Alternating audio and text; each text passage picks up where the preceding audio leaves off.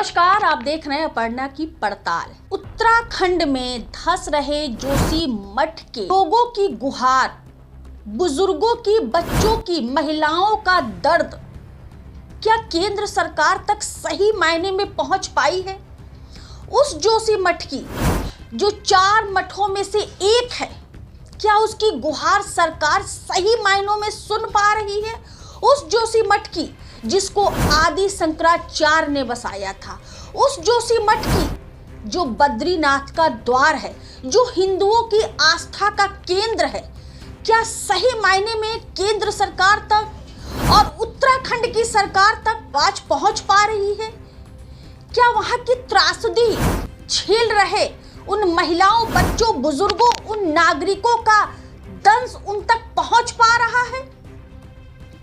आखिर धंस रहे जोशी मठ में छा रहे मातम और लोगों के गुस्से का जिम्मेदार कौन? वहां के लोगों में जो गुस्सा है, जो आक्रोश है, जो दर्द है, जो उस त्रासदी से झेल रहे उनके अंदर जो दंश है, पहले आप उसका छोटा सा एक ही क्लिप देखिए, फिर हम आगे की चर्चा करेंगे।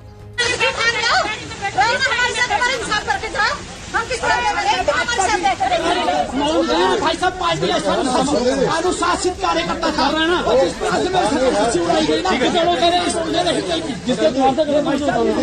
किसी व्यक्ति ने कहा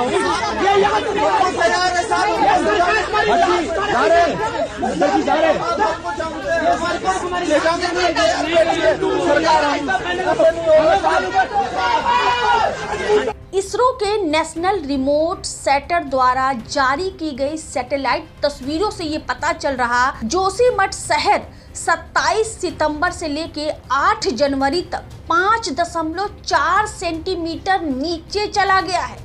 ये बेहद डराने वाली स्थिति है। चश्मदीदों की रिपोर्ट में ये कहा गया है जोशीमठ के बड़े पैमाने पर धंसने की घटना 2 जनवरी 2022 को ही शुरू हो गई थी। उत्तराखंड सरकार क्या कर रही थी? केंद्र सरकार क्या कर रही थी?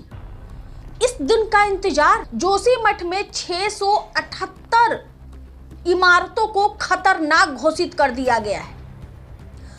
तीव्रता से बढ़ती दीवारों पे दरारें और फटती जमीनों को देखते हुए वहां के लोगों को सुरक्षित कहां पहुंचाया जाए, इसके लिए वहां पे बवाल मचा हुआ है। लोग गुस्से में हैं, लोग पीड़ा में हैं। एनडीआरएफ की टीम वहां पहुंच चुकी है। बीजेपी नेता और पूर्व केंद्र मंत्री उमा भारती भी जोशीमठ के त्रासदी झेल रहे उन लोगों के साथ खड़ी हैं।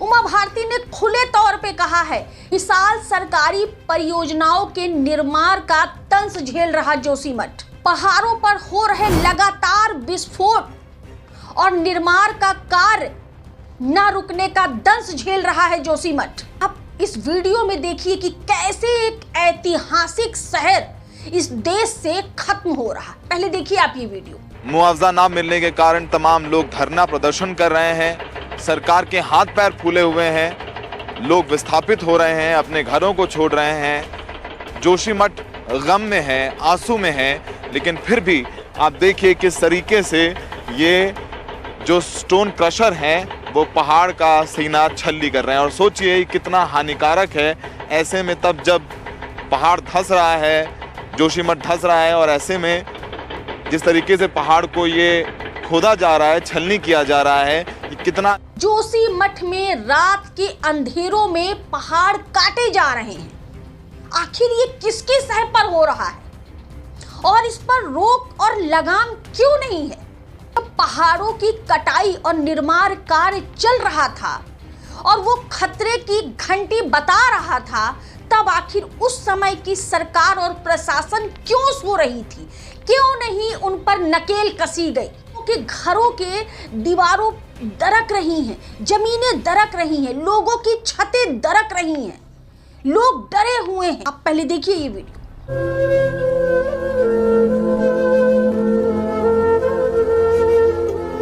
दिन पता नहीं क्या हो जा रहा, पता ही नहीं लग रहा है।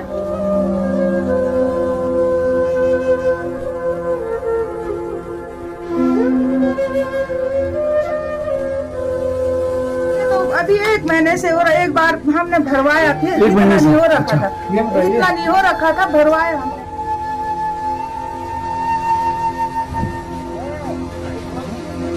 केंद्र सरकार लगातार बैठक कर रही है, नो डाउट। जो वहां से लोग विस्थापित हो रहे हैं उनका पुनर्वास कैसे किया जाए, कहां किया जाए, इस पर चर्चा लगातार चल रही है। लेकिन केवल त्रासदी की तस्वीर दिखा देने से और नाम की मीटिंग और बैठक कर लेने से हम उनका दर्द नहीं समझ पाएंगे। हमें उनके लिए एक बेहतर विकल्प ढूंढना ही होगा। कल 13 जनवरी को वहां वैज्ञानिकों की टीम पहुंचनी थी कि कैसे इतनी तीव्रता से वहां दीवारें दरक रही हैं, जमीनें फटने की कगार में हैं, इसका पता लगाने के लिए कल टीम वहां पहुंचनी थी। लेकिन इन सब के लिए अब बहुत देर हो चुकी है। और उत्तराखंड की सरकार की संवेदनहीनता सुनिए कि 20-20, 25-25 लाखों के मकान जो त्रासदी में ढहने वाले हैं उनकी कीमत मात्र 1.5 लाख रुपए लगाई है। उत्तराखंड में ये नियम है कि यदि वहां त्रासदी में लोगों के घर मकान ढह जाते हैं तो वहां मुआवजे के तौर पे केवल 1,09,000 रुपए ही दिया जाता है। ये 1 लाख उनको मुआवजा और 50,000 सिर्फ इसलिए कि वो अपने सामान को ढो करके जो उनको किराया विराया लगेगा उसके लिए। लेकिन क्या इतने में वो अपना नया घर बसा पाएंगे? सरकार की लापरवाही, प्रशासन की लापरवाही का दंश वो झेल रहे हैं। आखिर उत्तराखंड की सरकार, केंद्र सरकार ये दोहरी नीति क्यों कर रही है? चुनाव के समय पैसा पानी की तरह बहाया जाता है। विधायकों को, सांसदों को खरीदने के लिए, उनके रख रखाव के लिए, उनके खान पान के लिए होटलों में पैसा पानी की तरह बहाया जाता है। लेकिन जब बात आम जनमानस के जीवन पर आती है तब ये नेता कैसे कंगाल हो जाते हैं, तब कैसे इनकी संवेदनशीलता संवेदनहीनता में बदल जाती है। बार सोच कर देखिए कि यदि इस परिवार में हमारा और आपका परिवार शामिल होता, रूह कांप जाती है साहब। क्या पीएम केयर फंड, उस फंड से क्या इनकी केयर नहीं हो सकती है? उत्तराखंड के मुख्यमंत्री पुष्कर धामी जी मात्र 1.5 लाख से किसी के उजड़े आशियाने को क्या बसाया जा सकता है? सवाल है मेरा आपसे।